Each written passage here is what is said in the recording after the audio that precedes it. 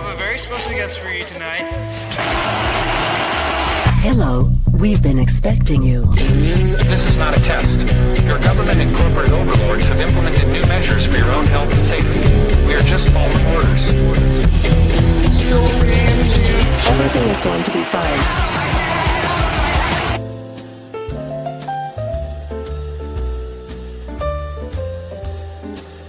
I'd like to introduce... Welcome everyone to another special If by Whiskey. I'm Mark. Jake is in a storm with his wife and children. They are safe, but they are powerless. But they have power. It's weird. They're not powerless, but they're without power. Long story, but they're safe. So it's my pleasure to introduce the great Jason Rink, acclaimed documentarian for our side, which if there's not really a side, but the correct side, the side that's right. Because Ron Paul was right, Jason? Yeah, that's right. Yeah, man. Welcome, man. Tell us about yourself. Welcome so much. Thank you so much for joining, man. I'm so grateful that you're here today. Well, I'm glad I could be on and hold up the other side when your co-host is gone. You know, it's like, all right, fine. We'll just roll. Almost all three of us didn't make it. I swear to God, we almost canceled all three of us. So yeah, no, I'm doing good, man. Yeah, I'm down here in Austin, Texas, and been down here about 15, 16 years now, but I'm a Midwestern boy, grew up in Ohio, and got involved in the Ron Paul campaign back in 2007 in Ohio. That was when I got sucked into all of this whole world of politics. You know, I was just a normie before that. And sorry, man. I'm sorry you got into it. Yeah, Ron Paul changed my life, you know, for the better, I would say. I don't know that being a political junkie is necessarily for the better, but you know how it is, man. It's like in The Godfather, where it's like, I try to get out, but they keep pulling me back in. You know, it's like that's how it feels with politics. You try to sign off. You're like, all right, I've done my duty. I leave it to you, and then next thing you know, you're surfing Twitter. You know, 12 hours. It's funny you mentioned Godfather because, like, we talk about documentaries. You've done documentaries. I actually showed my girlfriend the best documentary about the U.S. government. It was called The Sopranos. It was like it was so good, you know, theft, extortion, racketeering. It's you name it. Quite an allegory there. Yeah. It was like literally, I remember showing her this. I'm like, this is the government. Just as she's watching it the whole time, I'm like, this is what your government does. They call this part taxes. This is what your government does. They call it law and order. This is what you're, you know, it's like watching that. It's great. Yeah. So welcome again, man. So yesterday I met you at the Ron Paul barbecue, first of all. So if I may share just a little bit about, my dad donated to Ron Paul like in the 80s and like even in the 70s. So my dad was like, he had the Triangle New World Order book and all that stuff. He was all up in all that stuff.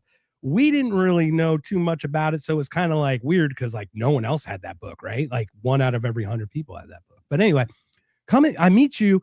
I was all in. I bought the VIP thing because I am so interested in this message of liberty. And I'm at this point, be the liberty you want to see. I'm done with the whole politics stuff, but people like yourself have such great messages about how to live a liberty filled life and how to oppose it and how to find it and where to find patterns and all that. So I'm just grateful to have you on. Last night I had Dan McKnight on in the light of 2 Iowan National Guardsmen and 1 in DC that were shot and killed. You know, RIP, rest in peace. Sorry to everyone for their loss. This should never happen in Syria. What are National Guardsmen doing in Syria? So you with nullification, I'd love for you to share a little bit about your start in that, your first documentary about the nullification. I do have a couple clips I'll play, but I'd love to hear a little bit about how you got started, how it how it went in and then blossomed. Yeah. Well, listen, my start's kind of funny because I was working in commercial banking. I was at Chase Bank. I was in equipment finance back in 2007. And I'd spent 8 years in commercial banking and was not in production at all. And I got involved in Ron Paul. And like back then, this is, 2007. It's like you found Ron Paul through like Googling, you would see a clip on the Alex Jones show or whatever. Like you would stumble across Ron Paul. Craigslist. Yeah, who knows? It's like, see some old guy who's got a bumper sticker from the 80s, you know what I mean, rolling around, because once you get into the Ron Paul movement, you don't really leave, in your heart. And so I heard Ron Paul and I was like, man, this guy makes a lot of sense. And, I literally was like, this guy's running for president. That's interesting. And then I heard there was these things called meetups back then. I was like, I wonder if there's one in Columbus, Ohio, which is where I was. And nobody had started a meetup. And I was like, what do you got to do to start a meetup? I was like, oh, it's like $8. I'm like, okay, I got $8. I guess I'll start the Ron Paul meetup in Columbus, Ohio. So I had no idea what I was doing. Lo and behold, like, I think that meetup group ended up growing to like 1,000 people. We didn't have 1,000 people at meetings, but like we would have 100, we'd have a lot of people were coming out. We were doing these weekly meetings and organizing sine waves for Ron Paul and doing all the crazy stuff that happened back then. If you want to really see what the Ron Paul movement was like back then, there's a great movie called For Liberty. I think it's on YouTube, and it's a great time capsule of what was happening back then. But I just found myself swept up into this thing, and I'm like grassroots organizing, and I'm like I'm like reading all about Austrian economics, and I'm reading all of the old school like libertarian stuff, and I'm learning it, and then I'm like trying to teach people about it. In this group, we're talking about how to talk about Ron Paul when you're meeting people, and we did all sorts of stuff. I mean, I remember there was an Amish guy in the group, or Mennonite or whatever, and he had this big barn, and he was like, I want to put a Ron Paul for president sign on his barn. And it was like literally, I don't know, 20, 30 feet, plywood. He's got the cherry picker. We're doing that, sine waves, Google Ron Paul. And so the next thing I know is after Ron Paul drops out and we all cried, started this organization called the Ohio Liberty Council. And this sort of rolled into the Tea Party. If people back then will remember, the Ron Paul movement happened. The Tea Party in many ways was birthed out of that. And, but the Tea Party was quickly overtaken by the GOP, It was hijacked by the Koch brothers very quickly. They started funding a lot of the Tea Party stuff. Exactly. And the Ron Paulers got very moved aside. Now, Thomas Massey wouldn't be in Congress if it weren't for that period of time. And Rand Paul, that's all like fruit. Justin Amash, when he went there. Speaking of what's up with Kentucky? What's in that water? What do they got there, man? Yeah, right. Exactly. Decent players, right? Yeah, exactly. So, it's like the movement spawned a lot of people. And what's interesting is a lot of those people, we were at the Ron Paul barbecue. There's people I hadn't seen in a decade there, or more. And it's interesting to see what people are up to. Like there's people who are professionally into politics as a result of it. There's people who are doing all sorts of interesting things that they're still carrying out the message in some way. And so, but yeah, long story short, look, Kane, I mean, from WWE fame, he's the mayor of Knox County, right? Mm-hmm. So right there alone, we've got weird crossovers. And it did. Look, I've never met Dave Smith, for example, and some of the others. I met Scott Horton before. I met him at Freedom Fest, but so many of you amazing. And when I say you amazing, I just mean the liberty minded is the amazingness. It seemed like a class reunion. Totally.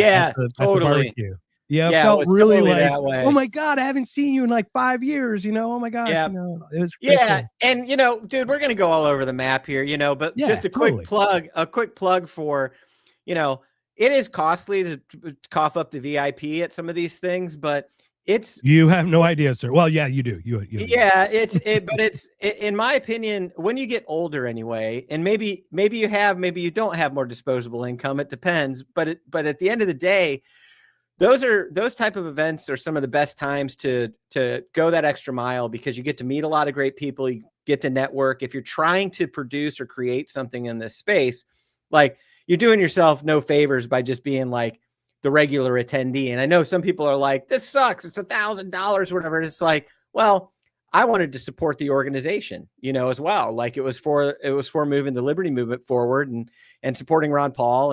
And so it's a great way to get connected with people, reconnect with people, stay connected with people. And so, I go back. And that was with Young American for Liberty, right? YAL? Yeah. Jeff Frazee. So I met Jeff Jeff in 2007, 2008 during Ron Paul's first run, Very cool. Yeah. it's just interesting. And yeah, now and for everybody in our audience, Jeff runs YAL kind of. So yeah, just so everybody knows. Yeah, and it's funny now. Me and you are on the big high roller donor list, right? You're probably getting all the mailings, and it's like little do they know we're just struggling working class people over here. Man, I still have not monetized a penny. I've been doing this for 5 years. I've probably done 250 episodes, 500 hours. I talked to people like Michael Jackson's oldest nephew about the allegations for 3 hours. Yeah, it's like I've been lucky, but I just haven't caught that traction, and that takes time. You got to earn it. I totally get it, but this is my story. I was at Freedom Fest and I knew about Ron Paul's barbecue. And I'm like, it was either going to be VI pay or bust. It wasn't going to be, I'm not going to do a half-ass to your point, right? Like you're not going to pay $200 to like, just be within reach of everyone and watch everybody from the fence. You know what I mean? Like just go all in. I'm with Spike Cohen and Tasha. We're at the banquet at Freedom Fest. And I'm on the thing. I'm like, dude, just hit send. Just hit send. I can't hit it. I can't $7,000. So he ended up hitting the button for me. I'm like, dude, did it. Woo. I'm like voluntarism at its best. I gave him funny. He had to move you over the line. Consent to do it. Exactly. Yeah.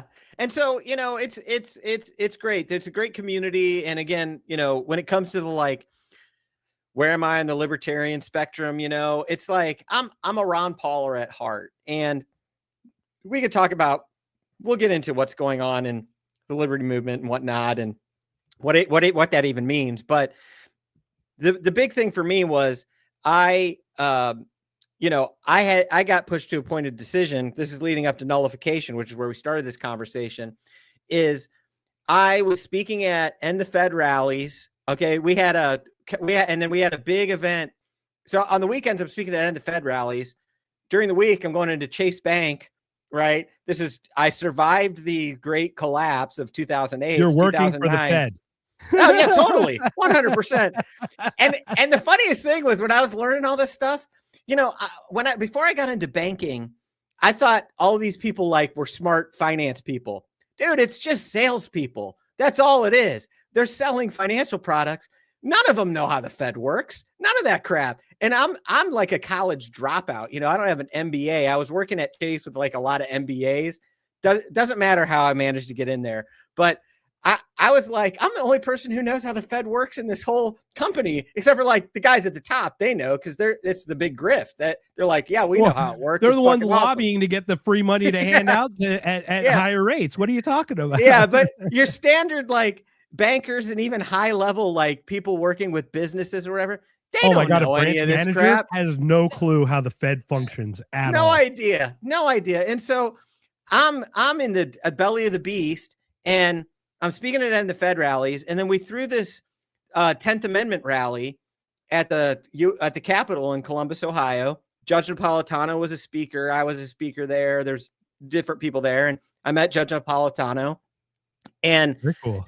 I like to meet him. He seems like a straight up. He just seems like a pretty straight up guy. He's a good hang. Let's put it that way. And I bet. And so he went back to. He was a Fox News contributor back then. Right. And this is actually my first kind of cancellation. This is back in 2009. He goes back, and the next thing I know, I'm getting a call from Greta Van Sustren's producer, and they're like, "Hey, we want to have you on the show." And I'm like, "Really?" Like, yeah, you organize this rally, whatever. I'm like, yeah, okay, I'll go on. So it's my first media hit, and I talked to the producer beforehand, and they're asking me some questions. And a lot of people don't remember this, but early Tea Party days, the establishment was very skeptical of it because we were sharing a lot with Occupy people back then. It was Ron Paulers, it was Occupy people. Right. It was a very transpartisan and Occupy got broken from the inside out with the identity stuff. They went sex and race and all that stuff. They literally dropped the bomb and blew it up from the inside. This was like a Venn diagram of it just happens to be that these things overlap in your attention span or something. Yeah, it's financial crisis in the aftermath of that. Tom Woods wrote his great book, Meltdown, all of that. And it's so it was a real populist movement is how it started. And then, so I go on Greta Van Susteren thinking it's going to be a friendly interview, right? But in that pre-interview, the producer asked me about my job. I'm like, oh, well, I work in finance, but I'd like to keep that out of this because I'm just a regular citizen. doing this on my own time. And 3 questions in, she's like, "Do you have a job, sir?" You know, insinuating that like I'm an unemployed activist or organizer or something. And I had to like, Yeah, try you're to, Antifa. You're Yeah. a paid activist, right? yeah. We're in the shadow of Obama, the community organizer, right? So it's like, who is this guy? Is he a good guy? And I had to like wriggle my way out of that situation. That YouTube clip is still out there if you want to find it. But I'll look for it. I promise. I went back to Chase Bank the next morning, and they put out a company-wide memo. No unauthorized media appearances. I got my laptop seized. I didn't get fired. They'd put controls on my laptop, and I realized I was at a point of decision. I was like, I can stop doing all this political stuff and just golden handcuffs, great job, overpaid, underworked, all of that, or I could try to find something I actually want to do with my life. And I'd gone to film school. That was my original path. Wait a minute. You want purpose and meaning? What's wrong with you? Yeah, I know. It's screwed up, dude. And so I decided to leave, and I left like 3 months later, and I was recruited to be the executive director of an organization down here in Austin, Texas. And it was a brand new organization, and I kind of had a full bank account, and I was like, what do I want to do? I was like, I want to make media. I want to make content. And so Nullification was the first documentary I ever made. I sponsored a tour called Nullify Now with the 10th Amendment Center. Michael Bolden is a friend of mine. We go way back. And I ended up being a speaker on that tour and then just filming interviews with all the people. And I was like, I guess this is how you make a movie. And I made a movie. And, you know, it was the first thing I ever did. Didn't know what I was doing. Submitted it to Freedom Fest, Anthem Film Festival, won a couple of awards. And I was like, oh, maybe I'm okay at this. You know, maybe I can get better. And that's really where it all started. And what year was the Freedom Fest, if you don't mind me asking? Because that had to have been when they were paying 12 Bitcoin for a Dr. Pepper. It was probably, yeah, it was 2011, I think. It was 2011. Oh, wow. I mean, just think about the times back then. Yeah. 2011 and now with Freedom Fest, Bitcoin, and all the crypto, all the independent stuff, the precious metals, everything. Anyway, go ahead, please continue. I just look at the time frame and how quickly we accelerate, or how this just exponentially changes in such a dramatic way. Yeah, it was you know, early days. I think it might have been 2012, but I'm close. And so. Yeah. So, and I met Tom Woods on the Nullify Now tour because he was a speaker at most of the cities. So me and Tom became friends. I was like, look, I want to make a film about, he wrote a book called Nullification. And, you know, for your audience, maybe they know, but, you know, nullification is the idea that the states could push back against the federal government, you know, unconstitutional laws. And, you know, it's interesting because nullification is one of those things where the left and the right will gravitate towards it depending on who's in office, honestly. You know, well, yeah, my power. It's my king. I don't want kings except my king. Yeah. So there's a hope that I've had that like the left will like really embrace nullification. They're like, you know, oh, Trump's a fascist, and we're going to do our own thing here at the state level. And it's like, if you can get that to sort of break through on a transpartisan side, then it's actually awesome, because it's like, yeah, hey, Texas is going to be Texas, and California is going to be California, and it's going to be laboratories of liberty. And, you know, we'll see who fails, you know. So the problem is we need people to do that, Jason, and all we have is government. Yeah, it's true.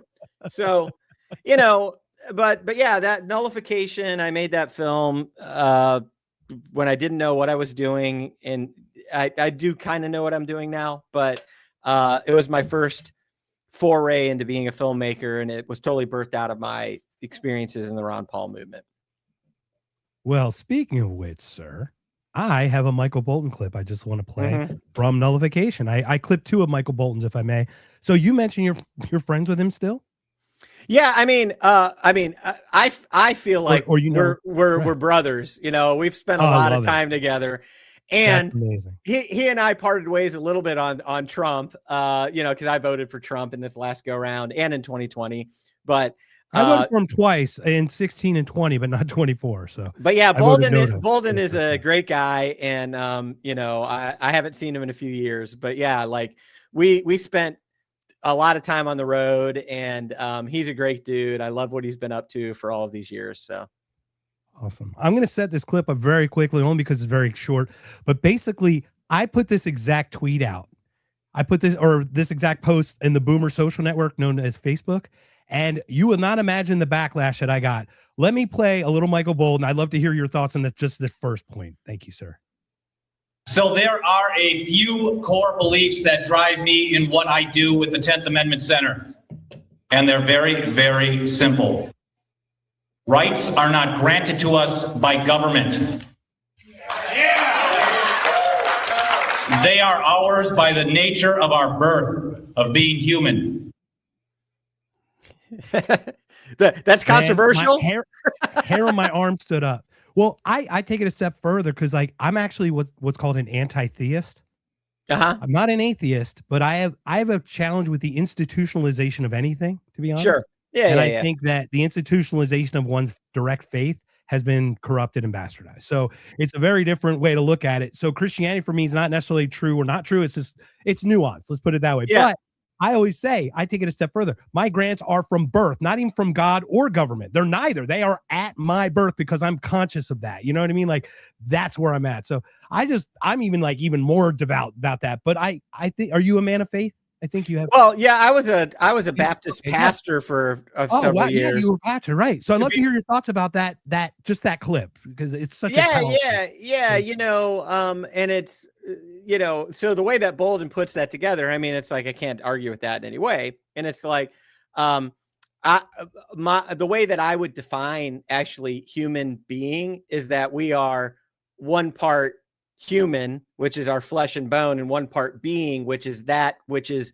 beyond the material, like our soul consciousness, our soul, all of that, right? Yeah. And so, I mean, like, dude, I'm no longer a pastor, and some of that has to do with some of the things that I changed my mind on about the institutionalization of the faith. This is a side tangent, but yeah, absolutely. And look, feel free to talk about that because once again, these are we come across things in our lives that have a libertarian. Everything has to be viewed from certain perspectives. So this does filter the way we continue our life, the way we create relationships and everything. So yeah, I actually co-founded an organization called Libertarian Christians, which is run by a guy named Norman Horn and Doug Stewart. I do work with Libertarian Christian Institute with Jacob Winograd and. Yeah. So I was one of the founding members of that organization. I'm no longer a part of that organization. I asked them, I said, hey, I think you guys should remove me from the board. This was when I was going through the throes of my cancellation. What I was going on with, I did a film on Nick Fuentes. I was at January 6th.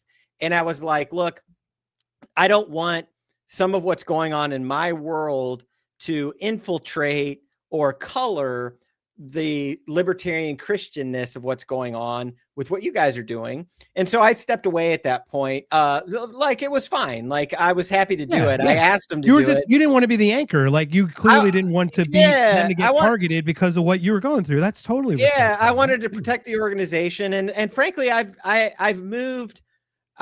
I call myself a philosophical libertarian and like a spiritual libertarian in a lot of ways. I call myself a Ron Pauler really, but because a lot labels of are tough anyway. Come on, it's like so dumb. I think a lot of what's happening in the libertarian movement and some of the fracturing that's happening has a little bit to do with reckoning with power as a thing that exists, frankly. And, I think a lot of what I think we've seen happen over the last, decade is a reorienting about understanding like what to do with power, because I think when I go back to my early days of libertarianism, I was more of like an agorist and I was more of a like, hey, it's the whole joke. Libertarians will get in charge and leave you alone. And it's like, the problem is that power exists and there are those who will attempt to seize it. And so there's a domain of that, which is that power has to be sort of protected and locked down in a way. And it's sometimes difficult to see the path for a libertarian, you know, I don't want to say utopia, but like, I think it is, because there is no purity here. I mean, it's impossible to be pure anything. I mean, there's friction in the world. There's gravity. There, you know what I mean? There's forces that act upon us on all sides. Yeah. Human. Yeah. So I think at the center of a lot of discussion and a lot of disagreement about things, I think people should take a step back and be talking more about just the nature of power, and that power exists. What is power? What is force? And and then if we want to get into almost the spiritual aspect of it, is the question of, and this is where I think those who maybe aren't as God-centric or are atheist or anti-theist or whatever you would put a label on it, is that, is there a corrupt nature of man that, you know, has to be sort of, that we have to orientate around, or we have to grapple with? And I think even those, you can even look at, you know, like people who've tried to set up sort of libertarian-esque societies, right? And it's like, well, there's still trouble and there's still problems because we're grappling with the nature of man. Not that libertarians would say that's not true. You know, many pure libertarians are going to be like, yeah, we privatize all that stuff and that's how we deal with everything. Totally get that. But I think that at the foundation of a lot of what we're talking, I think we're talking downstream a lot of times of what we really need to be talking about, which is sort of like the nature of man, the nature of evil, the nature of power, which I think are more important topics to sort of grapple with sometimes. And I think the Enlightenment is really where that started getting grappled with, is the nature of man having this other side is, you know, the power corrupts, right? I mean, and it is the nature of it. It's just like what's that called? It's like a feature, not a bug almost, or you know what I mean? Yeah. It's like weird. Yeah. And, you know, when you start wading into all these, you know, different streams, you know, it's like, hey, do I love Trump's ICE posting like hype videos about like kicking people out of the country? Like, I don't love that. I also don't love the implications of like 10 million people being let into the country and the social, you know, the social welfare programs that, and, you know, all of the implications of that. And it's like, so we grapple with the question of how do you sort of reset? How do you restart? Like, is there a world where you can't use force to set? And I'm just using that as an example, right? But it's like the improper use of force has created many of the circumstances that we currently face on a daily basis that inhibit our freedom.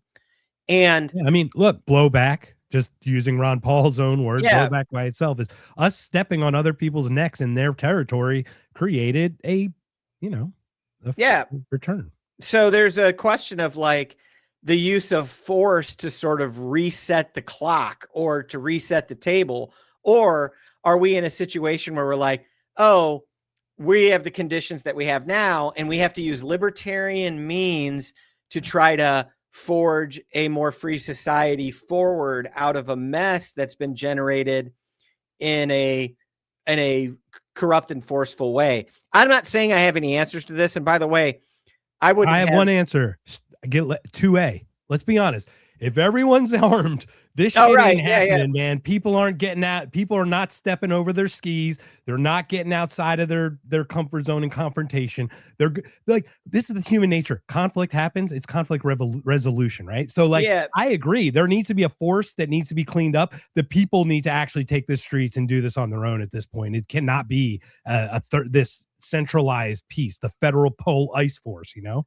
That's just, you know, that's just my and this brings us back to nullification, frankly, because you can imagine a nation of armed private citizens and state governments that were more, and communities, by the way, let's bring it even further, right? If we could reorient our cities and our states to be more in line with constitutional, like in freedom principles. And then we had leadership that understood nullification, that said, listen, the borders of this state, we could treat this differently than the rest of it. We can ignore that. And we have a National Guard and sheriffs and a governor that's like, yeah, no, flips the bird to the federal government, ready to stand its ground, ready to say, hey, listen, yeah, take our federal funding. It's fine, because we actually, the last 10 years, have set up our own gold reserve and Bitcoin reserve, and we actually don't need your money. Go ahead and take that back, and we'll handle this. If that mentality spread and grew, I think that's the most libertarian path back towards reforming the thing at the top.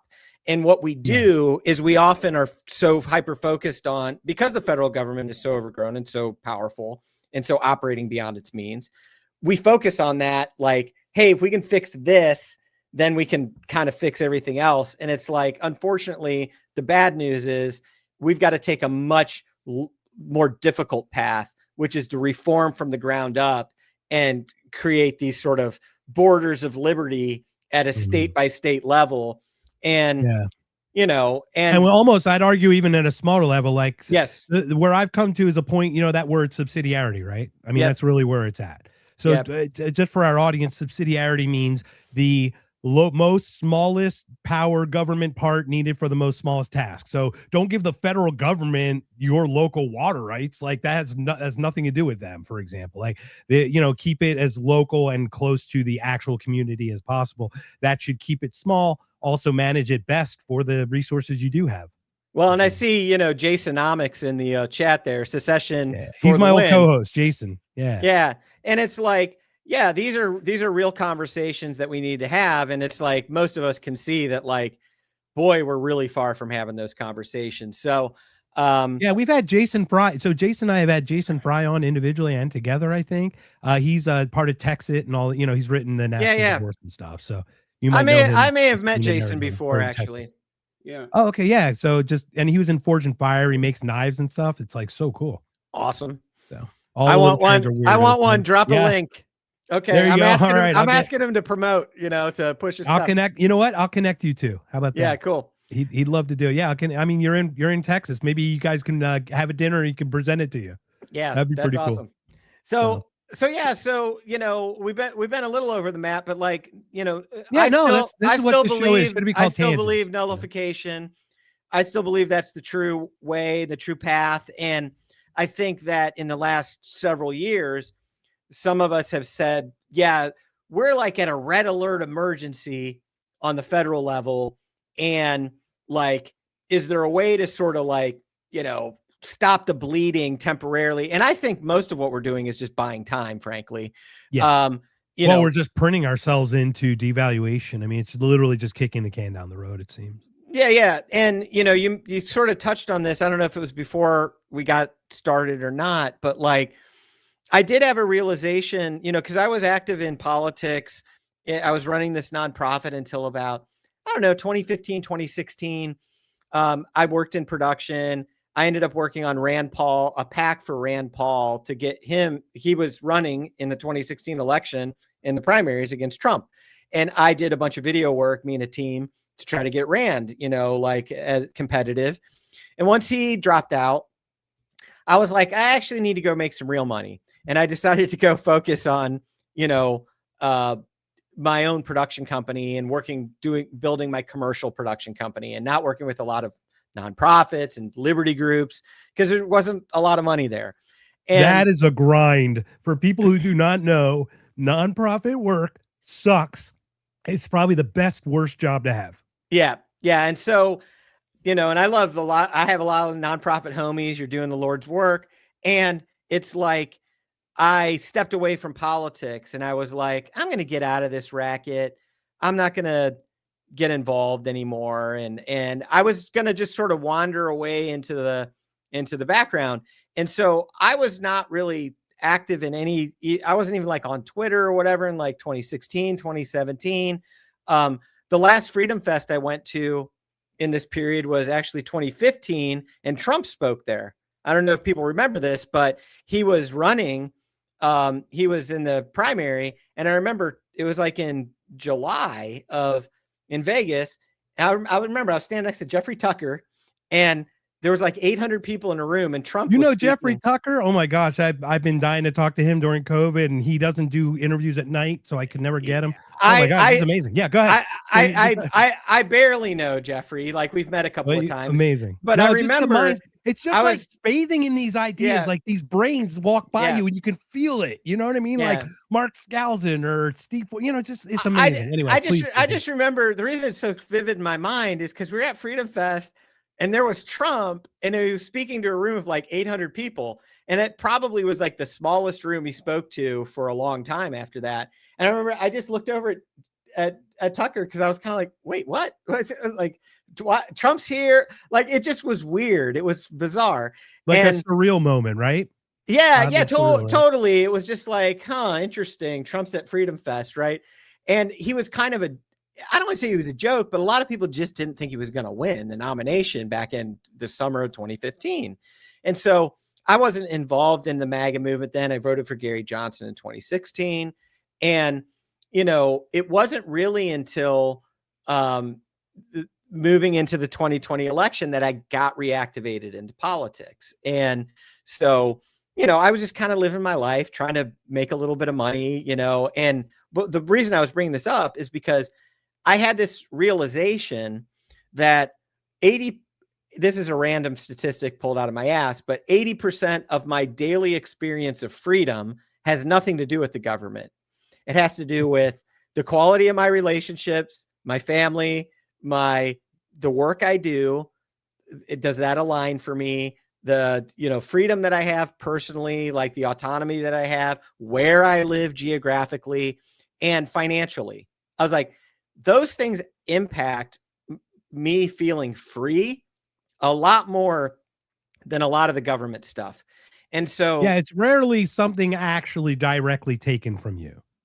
Yeah. I mean, but we do have our Wacos and our Ruby Ridges and our, you know what I mean? And our Killdozers and, but just as most people are just sort of like, most people have a lot more oppression in their lives from their own personal circumstances. Let me put it that way.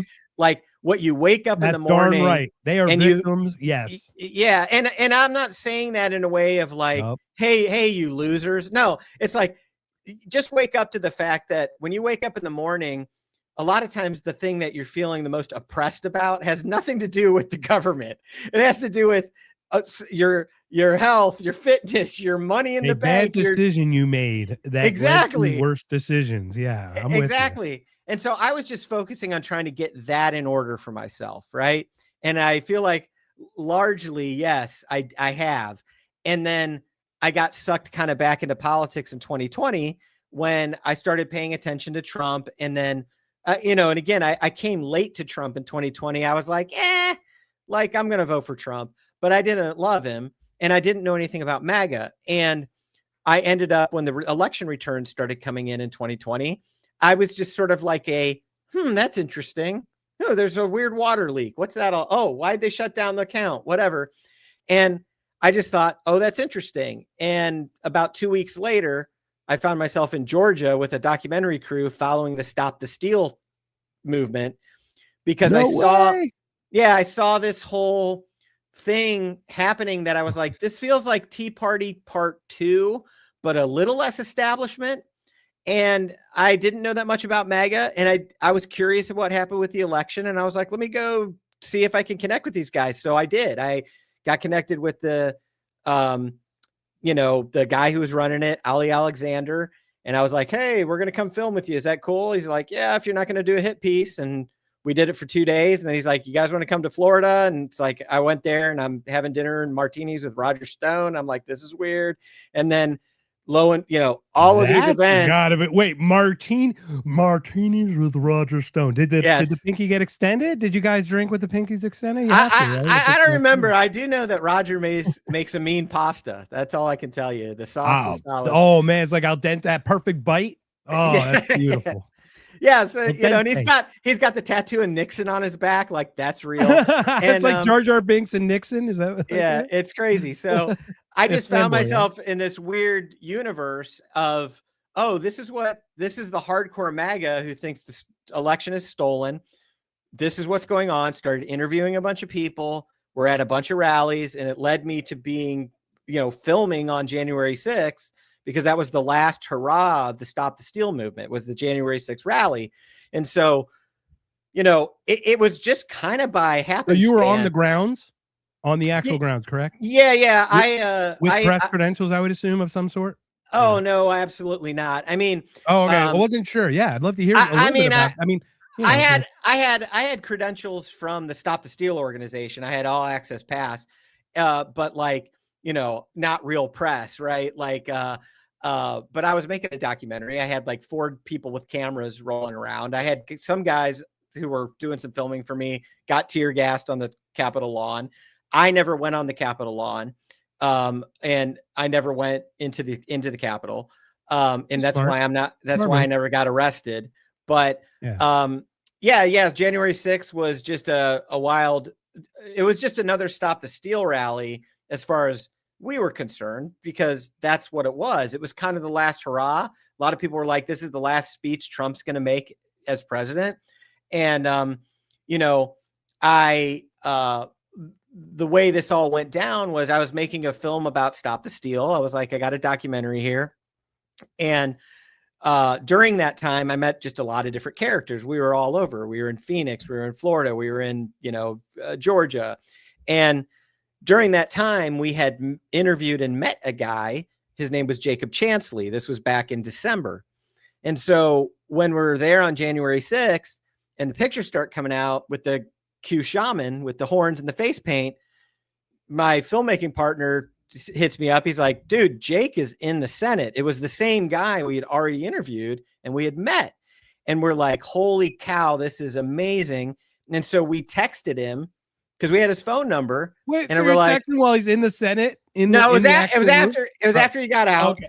But okay, got it. Yeah, crazy still. But we're like, hey, do you want to tell us what happened? Let's do an interview. And so we sat down and interviewed him on the morning of January 7th before he left DC, and he told us the whole story, hour and a half. And we're like, this is crazy what happened.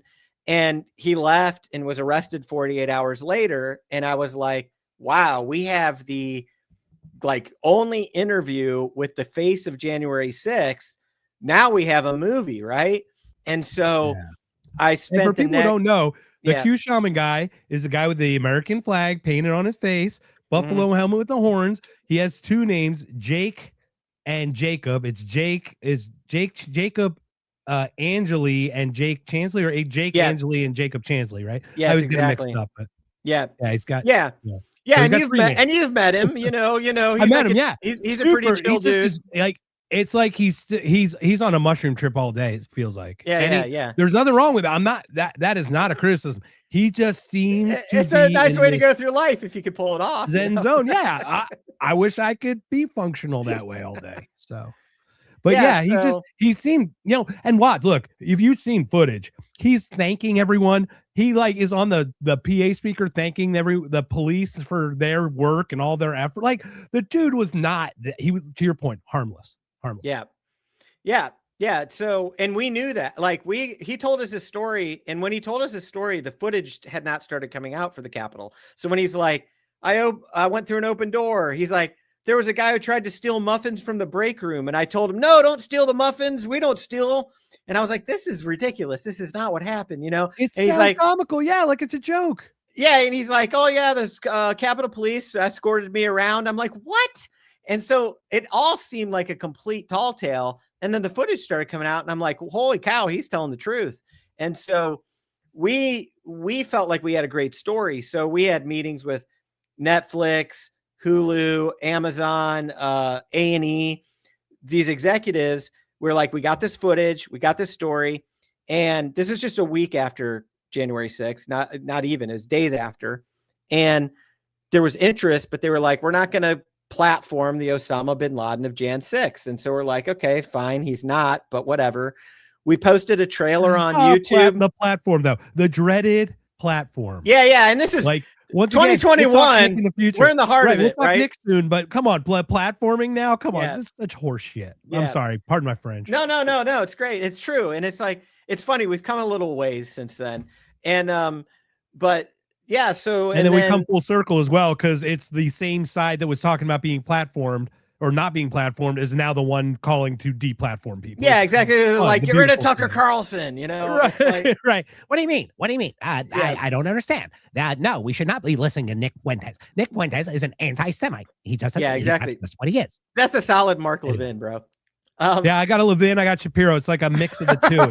I can goddamn do my luck. All right, now we better than that. That's bullshit. What are you talking about? Now we're Levin hardcore. I can do my Alex Jones too. I got Alex Jones here. He's gonna go hang out with Nick Fuentes and yay.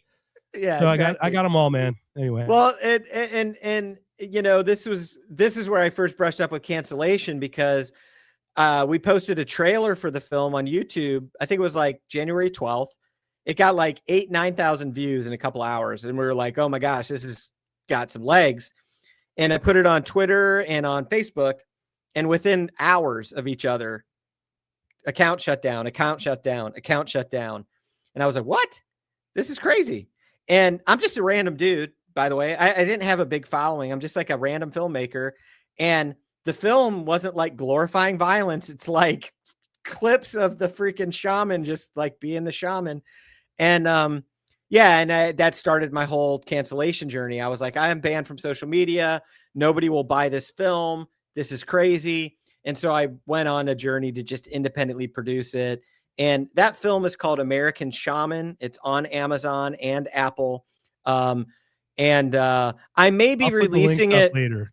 Yeah. And if people follow me at Jason Rink on X, I'm likely going to release it for free in the lead up to January 6th.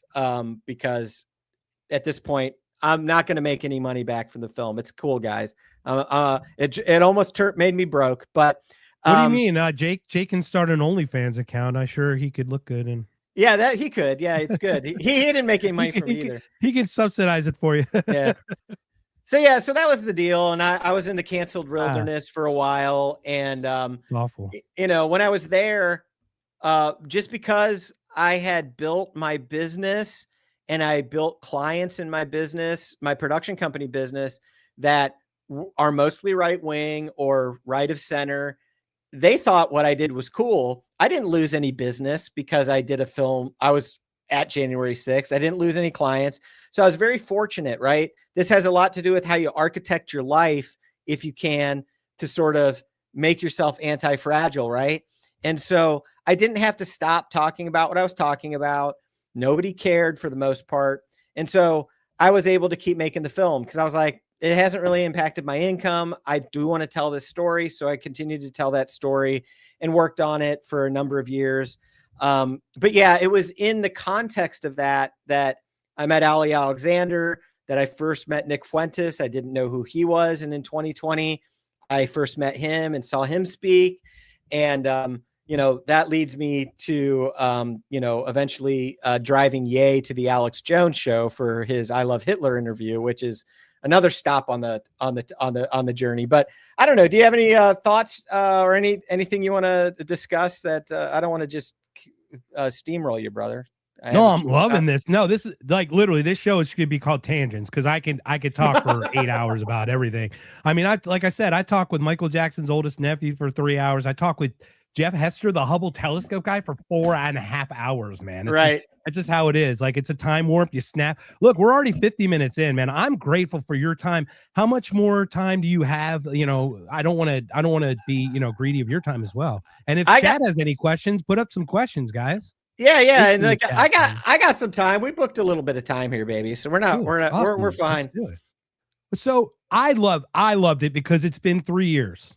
Not to the day, but you posted 3 years ago. You picked up two gentlemen from an airport and took them to this gentleman's place where he sat down and talked with these two guys for about a few hours.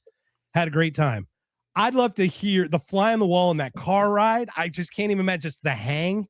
Like, like, just tell everybody, because I don't even know who, if So- people know who we're talking about, but I just love for you to share that. Someone, I think Piers brought it up 3 years ago, even, because they're talking about him again, because that shitty fucking interview with him and Nick was, I mean, come on, Piers. Yeah. Dude, come on. Try that old journalism bullshit with these new kids. They will eat your lunch, man, all day long. They will. So anyways, sorry, go ahead. Here's the story of how I end up driving Ye to the Alex Jones show with Nick Fuentes and Ali Alexander in my back seat. Okay. So first I want to say, when I was on the Stop the Steal tour and I first saw Nick Fuentes speak, you know, he was just doing rallies. Okay. I didn't know who he was. And we were in front of the governor's mansion in Georgia, and he had done an impromptu rally there, hundreds of people out in front of the governor's mansion, bullhorn off the dome for like 45 minutes to an hour. And I was like, this is one of the most articulate speakers I've ever seen be able to just like break it down. I was like, this guy's going places. I don't know anything about him. This is 2020. And so had just got introduced to him. And then, you know, as we kept filming and we went through our sort of cancellation journey and whatever, we developed a relationship with Nick because he had $500,000 seized from his account and was put on a no-fly list as a result of January 6th, but he was not charged with a crime. And I was like, that's an interesting story. Number one, that's an interesting story that anybody who cares about civil liberties should care about. And I thought it was particularly interesting because I was like, people hate this guy, but you got to be able to be like, yeah, I don't like Nick, but no, the government shouldn't do that to anyone. Right. I thought that was like a dunk message. And so, right. And here's a great example. I mean, it's not the perfect correlation, but it's like, we bombed the boat, 2 survivors. Did we charge them with the crime for the drugs? No, we sent them back to their sovereign nations. I'm like, then why the fuck did we bomb him in the first place? Right. You know, exactly. That's where I'm at. You know, yeah, it's kind of like that for me. It's like he has no crime. You know, he's done no sentence, committed no crime, and yet they punish him literally to every extent of a law that he didn't, you know, commit. Yeah. So we made a documentary. We ended up talking to Nick. We're like, hey, we just want to make a documentary kind of about you and like, what's up? And that is on YouTube, by the way. It's called The Most Canceled Man in America. It's got about 400,000 views or whatever now. You can find it there for free. And we did that in like 2022. And so we made that film, and that got me into a lot of trouble as well. But we didn't want to make the film that it was like, here's all the bad things Nick said. We were like, let's do a little bit more of a, like, within the context of the entire scope of the person. Wow, what a shock. Give a full spectrum look. Right? We went to his event called AFPAC. We were like, what's going on with this movement? And at that time, I was like, I think people should not be trying to marginalize this guy and cancel him because he does have a passionate following. There are things that he is saying that is resonating with the under 30s. And he's going to be a force to be reckoned with. Nobody wanted to hear that. Everybody wanted to be like, no, let's just get rid of him. Let's not talk to him. And so we'll get back to that. But in that process, we got to know Nick. I already knew Ali Alexander. Ali and Ye have been friends for a long time. And Nick ended up getting introduced to Ye, and Ye basically brought him onto a campaign to potentially run for president. Ye was going to run for president I remember that in the 2024 election. And so what happened was Ali called me up. He said, hey, Jason, can I borrow your truck? I'm going to pick up Ye to go to the Alex Jones show. And I was like, how about I just drive my truck and you guys ride along? And he's like, that's cool. Cause he was going to introduce me to him anyway. And I was like, look, Ali, you're just going to be on your phone the whole time. You don't want to be driving. So I was like, I'll just be your driver. You don't want to be driving, and I get to fucking drive Ye places. What are you talking about, man? Are you fucking kidding me? So I would buy a new car if I needed to get the Uber ride to do that. He hit me up because I had a nicer vehicle. He's like, I don't want to pick up Ye in my jalopy. I was like, that's fair, dude. So we ended up picking up Ye at the private airport in Austin and in the evening. And he comes rolling off with Nick and they hop in the back seat of the car. And it was just funny. Like he got in the car and like the first thing he wanted to do is he wanted to go stop off at the Waffle House right next to the airport. And I was like, we're going to roll into the Waffle House with Ye. Like how long is that going to work before we're inundated with like people coming out there with their cell And phone? Ye wanted it or Nick wanted it? Who Ye wanted it. House? Ye was like, I want to go to the Waffle House. We're like, all right. Yeah. And I'm like, okay, Ye, let's go to the Waffle House. And so like we stop at the Waffle House. He rolls in. I think he had his hood on, that mask on, but then when he sat down, he took it off. He's looking at the menu and the waitress is like, oh my God. And in 90 seconds, we left where he's like, we're out of here. So yeah, we so rolled over. I have a funny story about that. I met Coolio, okay, at the Luxor on the second floor of the Luxor. You know where it's all games and like arcades and stuff before the walk across to Mandalay. Yeah. He was in line at McDonald's. He was in line at McDonald's. It was like 2 a.m., 3 a.m. I'm going to Nathan's to get a hot dog, and we see him, and I walk up to him, and I go, do you know who you are? And then he was like with this huge mother effer, right? Big, like obviously security guy. I look up at him, I go, does he know who he is? And I go, what are you doing at the McDonald's? And it's the same thing. It just makes me think, he's like, keeping it real. And I'm like, oh my God. And I took a picture with him and it was great. It was the coolest experience. Bro, you know? He wants a Big Mac, bro. And it's like, he wants a Big Mac. He wants a Big Mac. Yeah. Let the man have a quarter pounder with cheese, for God's sake. Can he do it in peace? Yeah. So can he have a Happy Meal with the toy? Come on. Yeah, it's funny. So, you know, he's like globally recognized. So we go to his hotel and we ended up hanging out that night and he talked all about the campaign he wanted to run. Talked about like, and Nick was going to run it and Ali was going to be a part of it. But that night he also talked about this joke he wanted to do. He was talking about Netanyahu. And so he's like, I want to talk about Netanyahu, but I want to get a net and a yoo-hoo as props on Alex Jones. And we're like, okay, whatever. And I didn't really think he was that serious about it. So we hang out for a little while. Crazy genius creativity, man. That's what 100%. And when he's off his meds, that's what he is, right? Like I think that's why he doesn't like to take them. You know, they like get him, him real subdued. Yeah. Do you still talk with him at all? Not to shut off. Okay, yeah. Because I think there's been some stuff that they did to him, obviously. But anyway, go ahead. Yeah, and you know, he had not. The Jones show the next day is the most like over the top Hitler stuff he did. Right prior to that, it was just over the top. Yeah, completely. Yeah, and so.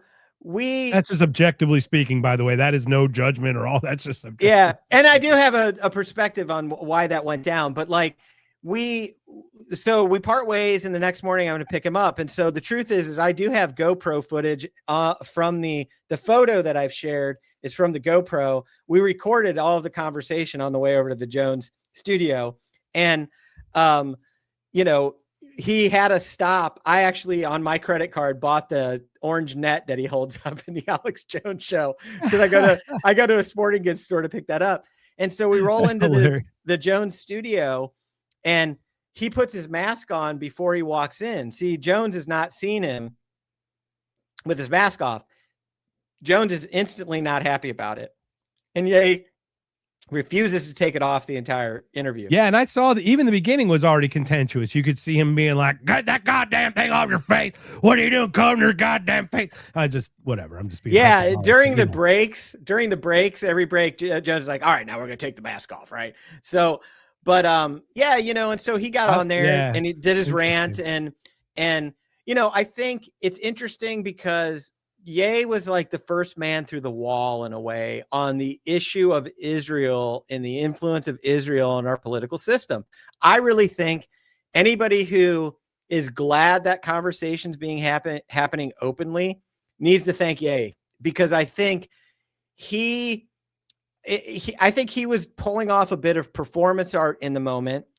And he was sort of like, look, Am I cancelable or am I non-cancelable? And by the way, like, why is this the thing that you're going to get canceled for?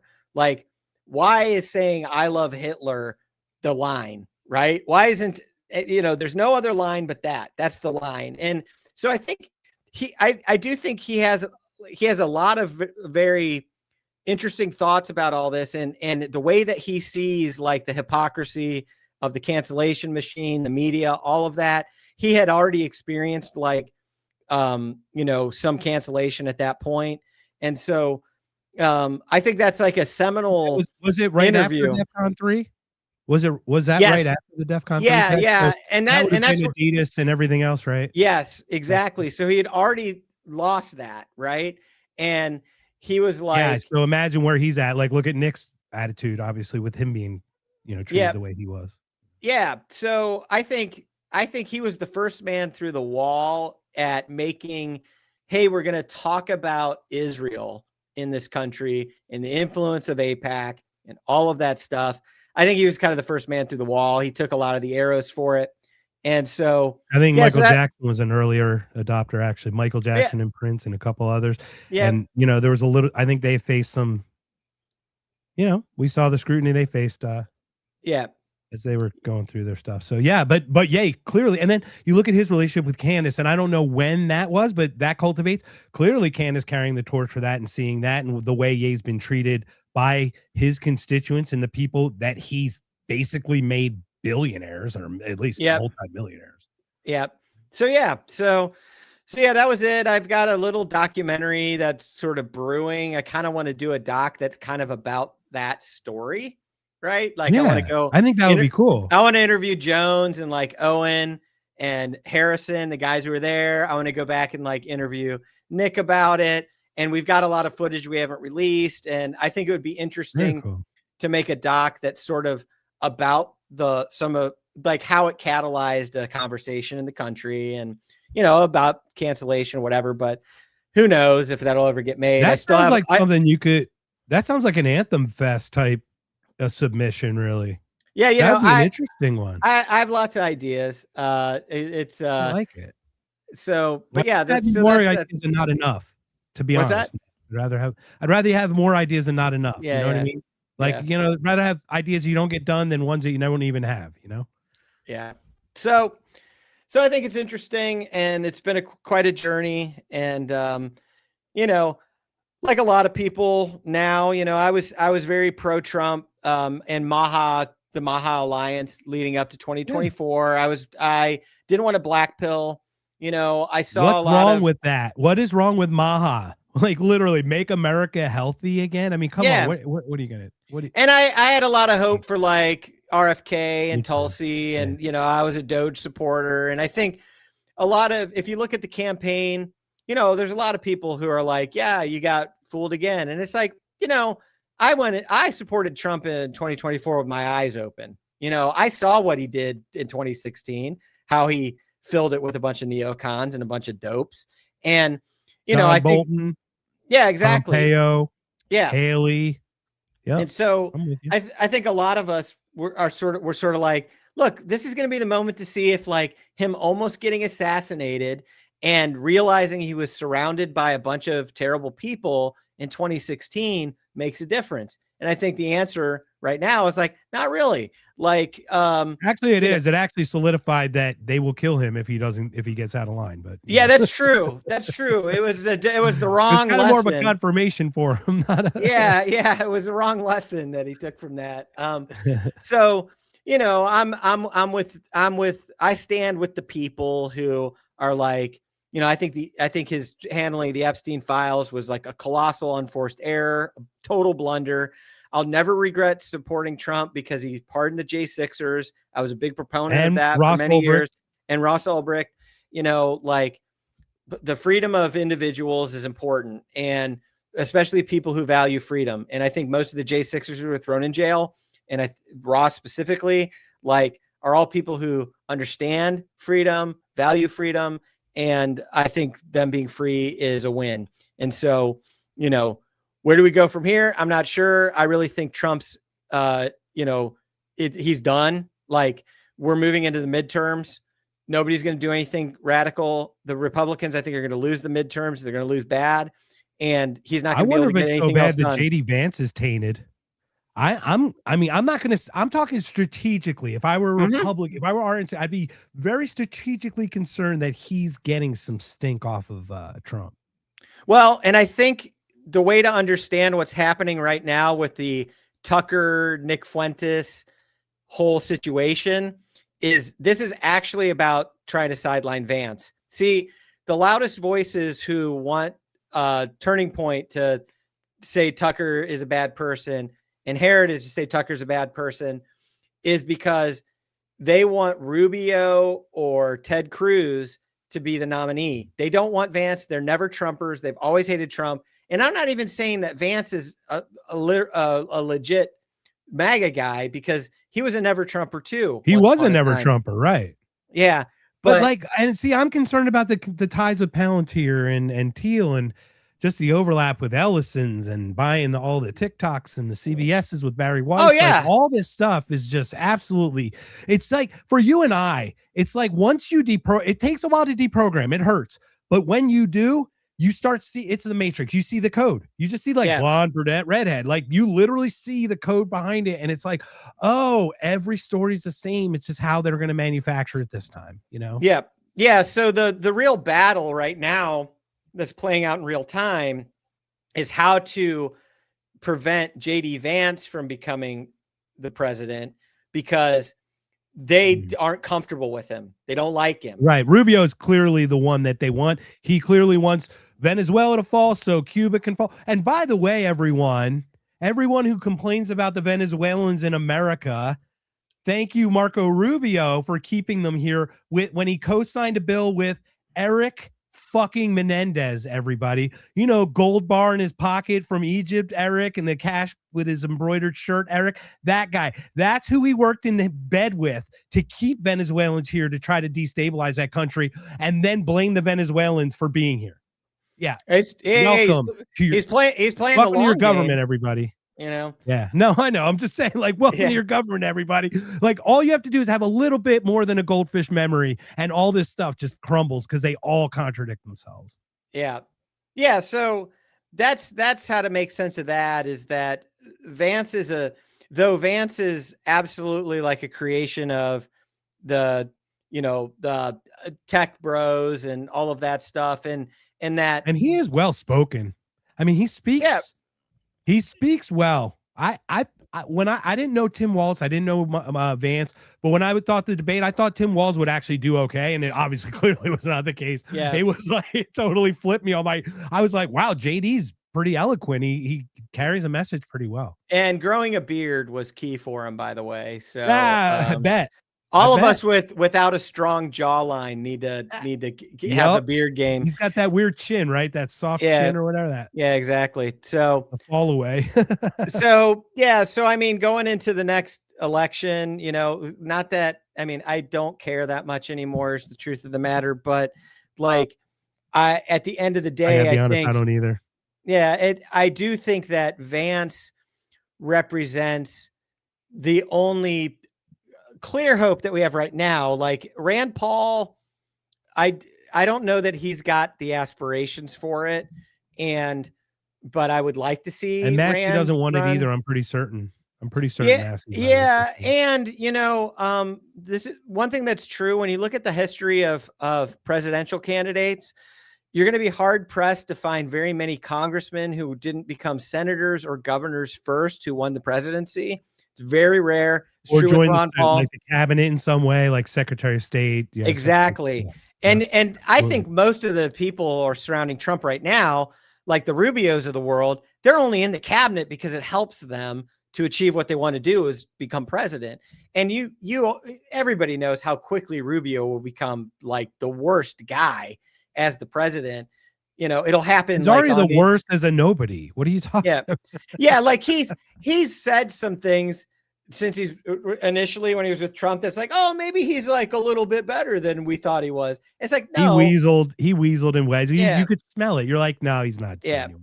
So the bottom line, bro, is what do we got to do? We got to support our local podcasters. We got to support our local communities of liberty-minded people. We got to form our own networks. We got to try to get ourselves as autonomous as we can and as free as we can in our own personal lives. Try to find work that you do, that you're passionate about, that you're good at, that can help you make some money. You got to try to make some money so that you can exit the debt slavery system that's happening all around us. I was just going to say, debt is slavery, everybody. Yep. Money is not the key to happiness. It's the best way to liberty, to at least make your own decisions or something. Like, it's the best key to pursue your happiness. Maybe it might be the best way to explain it. Yeah, it's very difficult to be truly free without it, is I've discovered. Like, and so to just take this on the total personal level, it's like, look, you got to stack Bitcoin, you got to stack assets, you got to try to be as anti-fragile when it comes to making income as possible, which means if you need to have multiple streams of income so that you're not at the mercy of the AI, taking your jobs or the next downsizing. That's what people really need to spend their time on if they're not there. Like, yes, should you go speak at your city council meeting, or should you vote, or should you whatever? I don't know, man. All I know is that you've got a lot more options if you're able to pull up your stakes and relocate and know that you're like, I can work from anywhere. If something gets bad somewhere, you can find another location that maybe is a little bit more friendly. We've got to figure out how to buy as much time as we can to become free personally for the people that we love. And then it's like, put your own mask on first, right? I think that's just true. Sometimes I always say too much on everything else. Yes. No, I always say that. Be the liberty you want to see in the world. It's the only way to do it is to live it.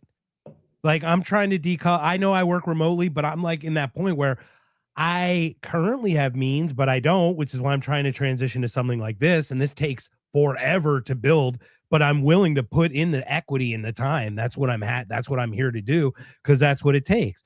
But yeah, you have to live the liberty you can't just talk about it. You have to actually just do it. And I think doing it, someone sees you do it, that inspires them to do it. That's really how it is. It's like a leadership by example more than it is telling people. It's not by commandment. Yeah. Yeah. I don't wake up any morning and like dread my life, right? That's the most freedom I can have. And it's like, and is there more? Yeah, dude, I'd like to see a lot of things get better for a lot of other people. So I'm not just like some selfish bro. But what I can tell you is, it's not like you can do that though. You can't save the world. You can just lift your portion of it. You can only do your part. What if we all did that?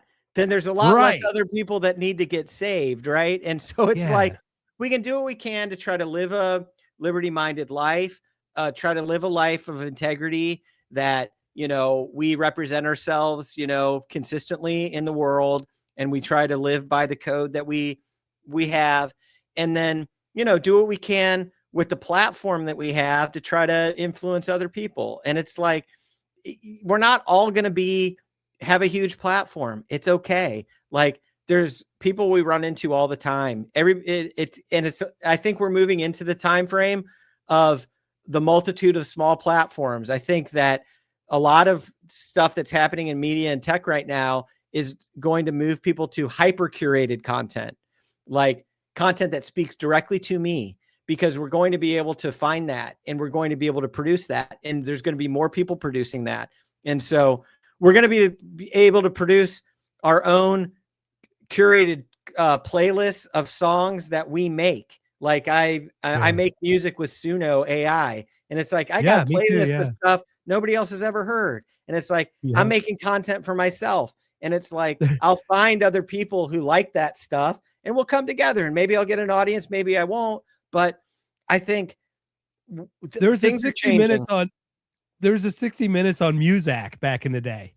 And there were two positions open for, like, they were there to pick songs to create moods in restaurants. Yes. And obviously AI totally takes that over now. But Yeah. imagine back then, like those two jobs were so coveted because I was one of those audiophiles, man. I just love listening to music. So you go to like a Mimi's Cafe and you got to get like a French quarter theme. It's like, oh yeah, I can get the French horns and ba ba da ba, you know, a little clarinet in there, you know, like, and you listen to all this cool music and you curate it for them. And now snap of a finger and you've got it all basically created for you. It's amazing.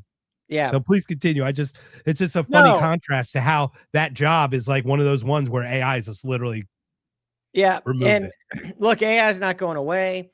And, you know, I think anybody who's trying to, I think people need to lean into technology. I think people need to lean into where the wave is going when it comes to creating wealth for yourself, right?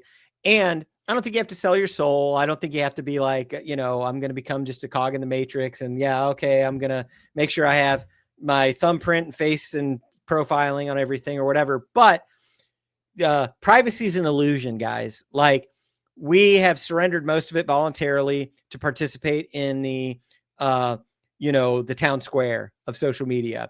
And so, you know, like, it's trade-offs. We're volunteering our stuff for AI to curate off. I mean, literally, we're offering it with our speech. Like, it's so funny how, like, we talk about X being like less censorship. It's like, well, yeah, but you could also look at it as more data mining. I mean, yeah. like, Look, one of the reasons that Elon Musk bought it, yes, he does support free speech, I believe, you know, more than any other. Yeah, tech yes, CEO. and right. But he's also feeding all of that into his Grok framework. Like, it's data rich to be able to train what he's doing. So, but the point is like, at the end of the day, it's like, oh no, now we're in the digital prison. And it's like, okay, look, this is where we're at. This is the rules of the road. Like, I could choose. I think income tax is unconstitutional.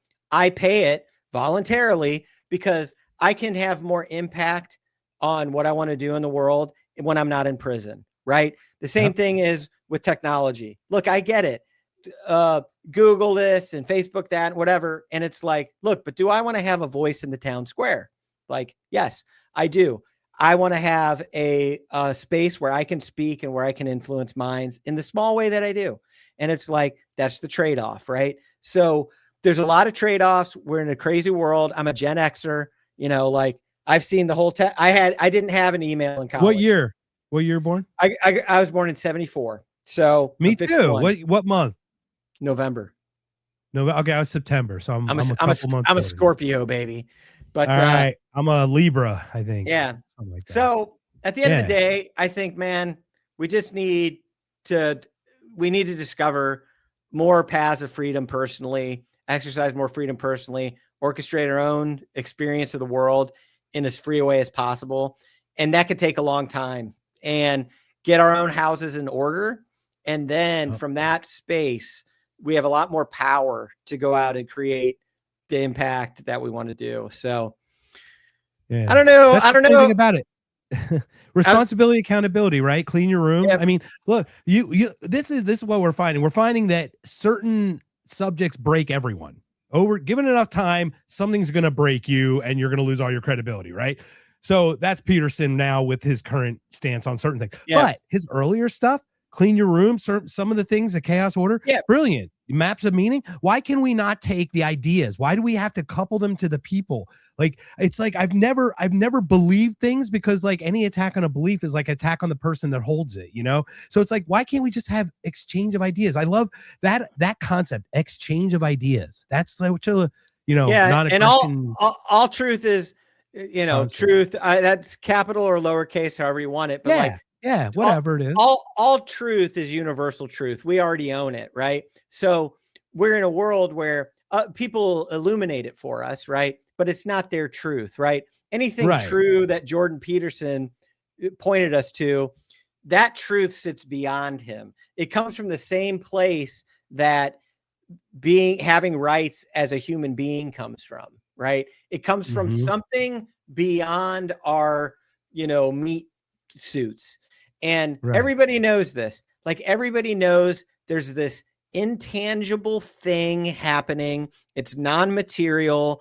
It's the reason why ideas resonate with people that you've never met, and you can talk about Why you have things. physical, emotional reactions when you hear something. I mean, exactly. it is all that's connected. Yeah. And we don't have to figure it's not important right now that we figure out where that came from or what it is. It's just you acknowledge that it's there. And then it frees you up to participate in and take truth that's universal and apply it to your life. And you're like, yeah, this is true. Like, I recognize this is true.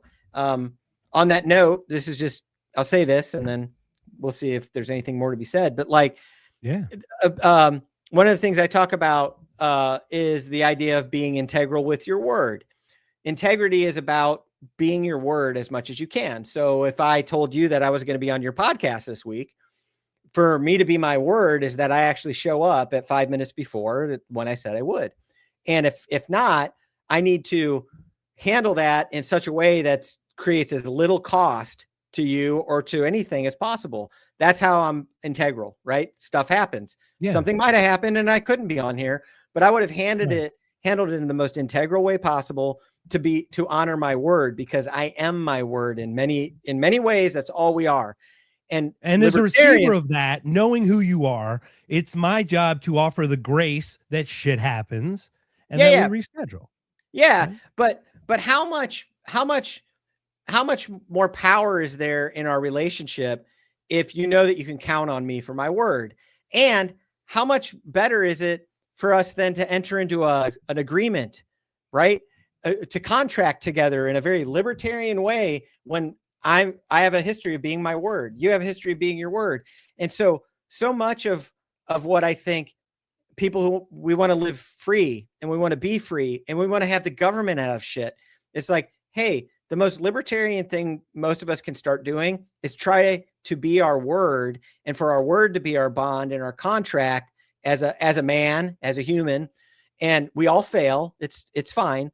We all get that. But it's one of the things that I think was true about Ron Paul and why he had so much power. Ron Paul had deep integrity. He believed what he said and nobody denied that. People would say, I disagree with what he says, but I would meet people all the time who would say, you know, I don't agree with everything he says, but he sure believes it. And it's like, that is very powerful. You look at a guy like Thomas Massey. I think it's very true.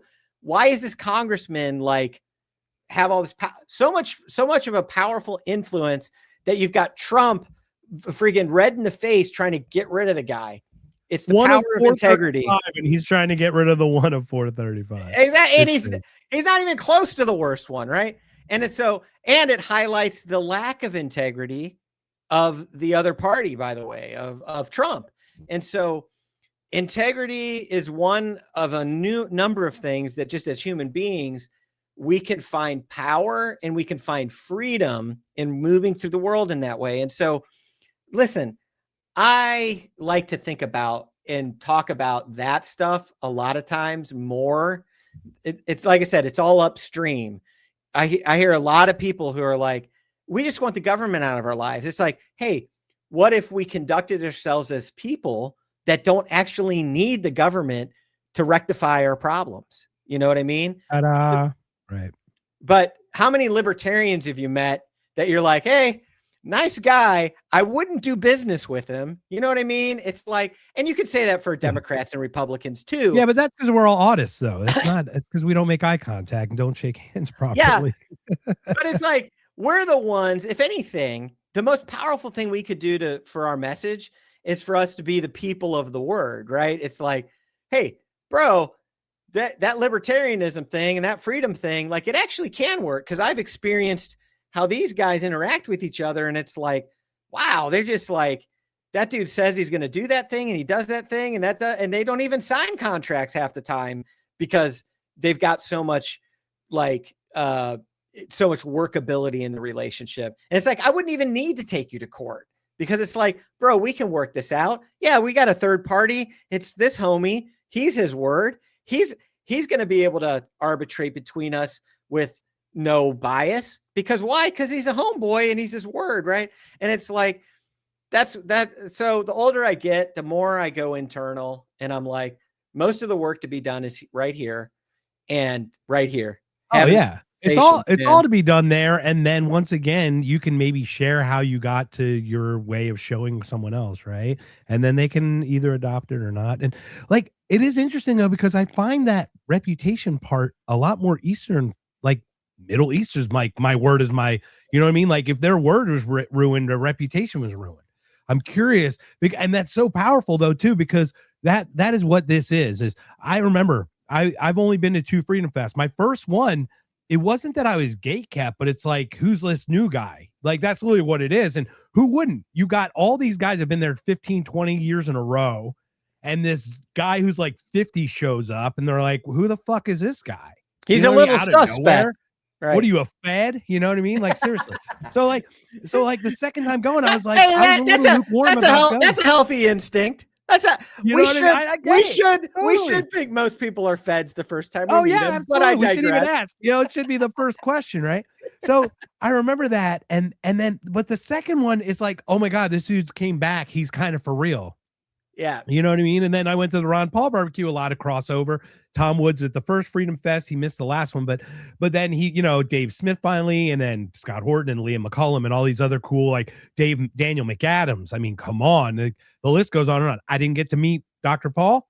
That's, you know, whatever. I got to see him. He was great. Saw him in a distant Tulsi was there. Everybody. It was amazing. Such a great experience. But you just see it grow and they're like, oh, this dude's he came back. And they recognize that part much more. And that's really what it is because you can't have a community if the guy's never part of it. you know? Yeah. So it's like, you know, I definitely, man, I encourage you to keep doing what you're doing. It's a grind. I know. I love it. Yeah, it's worth it. My curiosity is boundless, man. Yeah. Yeah. And it's like, I think a lot of times it's like the other thing in the age of AI, I think authenticity is going to make a big comeback. I think I'm going to call it artisanal podcasting is what I'm going to call artisanal podcasting. I like it. Yeah. It's good. It sounds more valuable too. And it does. Well, it is. It's handcrafted. It's for real. It's not AI generated. So I know, just like the whiskey, right? So it's like, yeah, exactly. Yeah. And I think people are going to, in a world of AI slop, I think real experiences and authenticity with other human beings is going to move towards a premium. People are going to crave it. And truth of the matter is that's where we thrive the most is like when you get together with real people in the flesh, like this is true for me with like a guy like Nick Fuentes. It's like, I've met Nick, I've hung out with him. I've had dinner with him before or whatever. Like he's a friend of mine. And like anytime you meet another human being, even if they're so different than you, even if they disagree with you online, it's easy to freaking, you know, trash a person. Right. But when you're flesh to flesh, human being to human being, it's a totally different story. And so I think that's where we, as people who love liberty, we should recognize that's where we thrive. That's where we build bridges is human to human many times. And this is a human to human type experience, but it's like realness, authenticity. I think that's going to start to become valuable. I think we're going to see a pendulum swing as the world becomes eaten by AI and curated fake experiences. So that's my white pill or whatever, you know, it's like, I love it. It's not over for the human beings yet. So anyway, no. Well, authenticity is really, yeah. And I'm so grateful for your time. We're going to cut it here. We're an hour and a half in. You've been so gracious and perhaps this will open the door for other conversations and maybe, you know, talks with other people as well. So I'm just grateful for your time. Yeah. Well, listen, I'll hit you up when I roll through Phoenix. I tend to go through there a couple of times a year. Absolutely, man. Good to hook up with you again. And good places. I'm a man of my word. So if I do, I will. So absolutely, man. And I actually reached out to you when I was in Austin because I went to see Stephen Kellogg and David Ryan Harris. I don't know if you know those guys. Did you go to a comedy show or a music show? Concert. I went to I went to both, but I went to Ian Edwards at the Comedy Mothership on Saturday. Yes, and then a concert. Okay. Yeah. I recall you saying that. Yeah. What happened was, good. I was just gonna say, please feel free to hit me up anytime. I'm pretty hard to pin down sometimes on like actually hooking up with people when they come into town. just because I've got a lot going on. But please hit Yeah, me up if you ever absolutely. come in again, because I always I like to appreciate it. try to get together with people if they do roll into town. It's a good town. I We like will, it and here. I love that. I mean, we went to Commodore and went to some of the amazing eateries. Oh my God, it was ridiculous. So I'm a foodie, so it'd be Yeah, great to it's a good connect and town for just that, hang. bro. Yeah, Well, cool. Well, it's I mean, 6th Street for the energy, man. Just people watching's worth. yeah, it's good. And we've had a lot of people come to town, and I live outside of the city of Austin, so I have access to it when I want to for what it offers, and I also live outside of the grasp of Travis County. Let's put it that way. Right. So, but yeah, I'm bullish on Texas. I think Texas is a little more hat than cattle when it comes to certain freedom issues. We've got some work to do there, but all in all, good place, and I like it here, and I'd probably be here for a while. So anyway, thanks for having me on, bro. This has been a good fun time. And thank you again, man. I really appreciate it. And I hope we can talk offline at some point. Well, we've got an outro, but stick around. Before we go, just if you could just name some of the documentaries you're at and everything, just so we can have that for everybody. Yeah. Jason Rink, thank you again for joining, man. It's Yeah, awesome. yeah. I wish Jake could have made it. I wish Jake could have been here. Yeah, well, hit me up on X. Jason Rink is my handle. I finally got it back after over 1,700 days of being banned from it. So I got that handle back, Jason Rink. And my documentary, American Shaman, is on Apple and on Amazon. I have a film called J6, A True Timeline, which is on my X account. You can find that, which is a forensic breakdown of what happened on January 6th. And then I have a film that I produced called The Most Canceled Man in America about Nick Fuentes. That's on YouTube. And I've got the Nullification documentary, which if you dig far enough, you can find that. And so anyway, that's where you'll find me. And also, Ron Paul, Father of the Tea Party, a book I wrote on the life of Ron Paul, is on Amazon. So I think I've covered all of my plugs that I could possibly have at this point. Well, once again, man, like I said, it's been so great. And to just speak to the community from the Freedom Fests and the barbecue and things like that. I've connected with so many amazing people, and it's just growing. I know I'm on the cusp, man. I'm just telling you right now, I'm like right there. I'm right there. It's gonna go. So I'm just grateful. But thank you again, everyone. Jason Rink. This has been another If by Whiskey. Jake will be there. We're recording Mark Maresca's White Pill Box tomorrow, but it's not airing tomorrow. But we're gonna record it. Everyone, thank you so much. Have a safe night, everybody. Take care. I'm flying to Philly. Have a good one, everybody. Subscribe to If by Whiskey. Fuck Liberty Lockdown. Subscribe to this show. No, come on!